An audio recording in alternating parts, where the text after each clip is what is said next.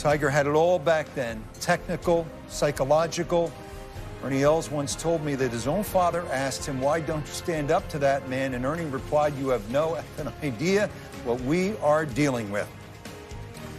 And Jaime Diaz joins us now. And we saw Tiger with Jack. They had, I know you feel this way, sort of different effects on their rivals. How so, Jaime? Well, very much so. I think Tiger was so ferocious and intense, and he really startled everyone, shocked everyone with how good he was and how complete he was. And he made people uncomfortable. He demoralized them, whereas Jack, sort of energized players. Tiger, just did the opposite. He demoralized. And I think with Jack, he actually wanted players to bring their best. He enjoyed that challenge. He enjoyed the fulfillment of beating somebody in the best kind of competition. And he got the best, from Watson, from Miller, from Trevino, obviously. And as a result, they were great wins.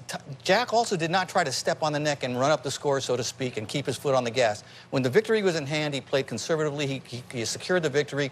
Tiger was totally different. He wanted, to just, beat people so they remember the next time, kind of like Michael Jordan.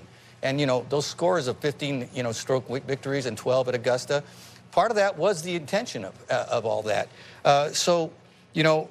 I think the other guys, the underdogs that we talk about having the best, moments against Tiger, they were the most comfortable because they had less to lose. Tiger was actually very nervous against Bob May. He told Kevin Cook was told that by Steve Williams in his book about Tiger's the Tiger Slam. Mm-hmm. So two different approaches. I think Tiger didn't get the whereas Jack did get the best of people. Mickelson, Els, those guys, that was going to be their era.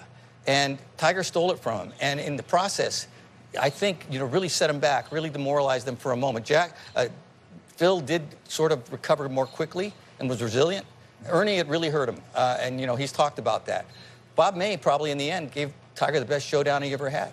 Rocco was pretty good, 08 at Torrey Pines. Yes. And Brandel, I know we've talked about it. There were other guys of that ilk in that era. Yeah, I mean, look, I think it's a wonderful story, these underdogs going against colossus of the game. You think about Mike Donald at the 1990 U.S. Open going head-to-head with Hale Irwin. I mean, Hale Irwin was a little bit old at the time, but plenty good enough to get it done. So, I mean, you're a historian. You look at that. I think that's one of the better stories. Probably the best one would be, well, Francis Ouimet going up against Gods in 1913. But one of my favorites is Jack Fleck, going up against Hogan. And Fleck had shot 87 in a practice round that week. Yeah. And then head-to-head with Ben Hogan. Well, he found his zone early on at Olympic. He showed up early, and he did struggle early on. But he was a straight hitter, and he was a putter who had real problems with short putting. And he found a groove that week and putted well. And suddenly, he was playing the best golf of his life, and he played wonderfully. He missed some short putts, but he actually outplayed Ben through the tournament in terms of hitting greens more and hitting fairways more. And of course, Ben was a little older at that point, but still, he was the master shot maker. And in the playoff, really outdrove him every hole almost. And, Jack Fleck, yes, it was a huge upset, but in fact, he did play better tee to green and throughout the tournament. And that happens in golf with all these guys of disability. If they find the zone, they can beat a superior player, and it's not that unusual. I think we see it even more now with more parity.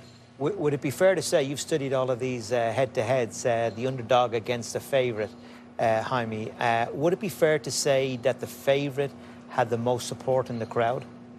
I think generally, yes. I think so. Yeah. So if that was the case, Hollywood is built on the underdog against the favourite. Yeah. Why do you think the crowd always went for Jack or went for Tiger?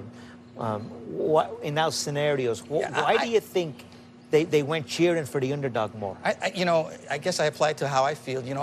I think you gain a lot of affection for somebody who's really excellent at this very difficult game and can handle the adversity, can handle all the challenges, and put together something that's so memorable when they play well and build that record.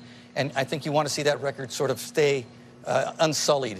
And we know in golf that the upset can happen, because in golf you lose more than you win, even if you are the greatest player. So to see that spoiled when someone, like for Tiger to have that Tiger Slam, if Bob May had won, I mean, there would have been a lot of people who said, that's well done and congratulations, but God, you spoiled one of the greatest feats in golf history. So I think we root for history in that regard. Caddyshack was wrong all of these years. A Cinderella story wasn't real. Cinderella story, yeah. It wasn't real. Yeah. Certainly Jaime, Hogan, that was a heartbreaker when Hogan lost. Thank you. Jaime, as we go to break, this photograph, yes, one of the more iconic photographs of the last 25, 50 years, even right here. I know it's one of your favorites, Rich, and yeah, you know, that spontaneity of, you know, just knowing the moment and absorbing it and having that intention and almost like feeling like this was inevitable. I don't know. We could get the one of Wags making it Sunday high and put it right up there. I think that might be right there with it, you know. Well, Wags brought it, if you didn't see it. Here it is. Wags was retracing Tiger's greatest shots from 2000. Go ahead. Do that. Come on. Give me that shot.